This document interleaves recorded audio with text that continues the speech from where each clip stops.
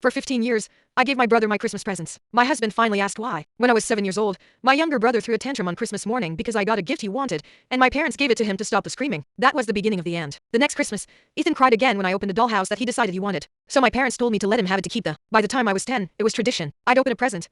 Ethan would whine that he wanted it, and I'd hand it over while my parents praised me for being so mature and so generous. Learned to stop getting excited about anything I unwrapped because it was never really mine. By middle school, my parents stopped pretending. They buy things that were clearly meant for Ethan and put my name on them so it would look like he was getting more. You don't mind, do you? My mom would say. You know how he gets. I told myself I didn't care about material things, that presents were shallow, and I was above all of it. Every Christmas morning, I'd sit there and watch Ethan tear through gift after gift while I got maybe one token thing, like socks or a gift card for 10. My parents would tell relatives I was the easy one and so low maintenance, and I'd smile like that was a compliment. When I was 16, Ethan opened a laptop that was supposed to be mine. I knew it was supposed to be mine because I found the receipt with my name on it in my mommy's closet 2 weeks earlier. I watched him open it and scream with excitement, and I didn't say a word. My mom looked at me and mouthed, "Thank you," like I'd done something noble instead of being robbed in front of my entire family. I moved out at 18 and started telling people I didn't celebrate Christmas. It was easier than explaining that Christmas had been stolen from me, one present at a time, since I was 7 years old. When I met my husband Andrew 3 years ago, I told him I wasn't into the holidays, and he didn't push. He assumed it was religious or personal, and he respected it. Our first Christmas together, his family gave me a pile of presents with my name on them, and I burst into tears in front of everyone. I couldn't explain why,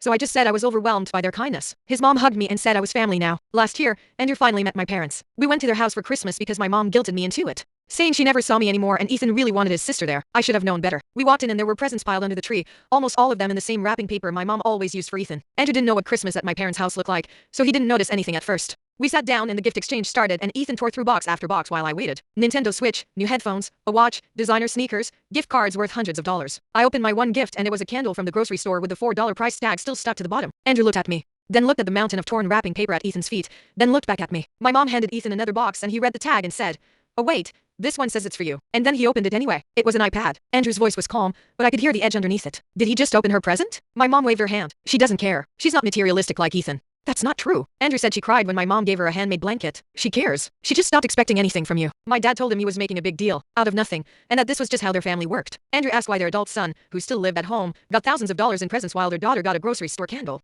Ethan laughed and said, "I never cared about presents and always gave him my stuff anyway. Because you took it," Andrew said, and his voice wasn't calm anymore. "She was a kid, and you taught her she didn't deserve anything. And now you're acting like she chose this." I started crying, and I couldn't stop.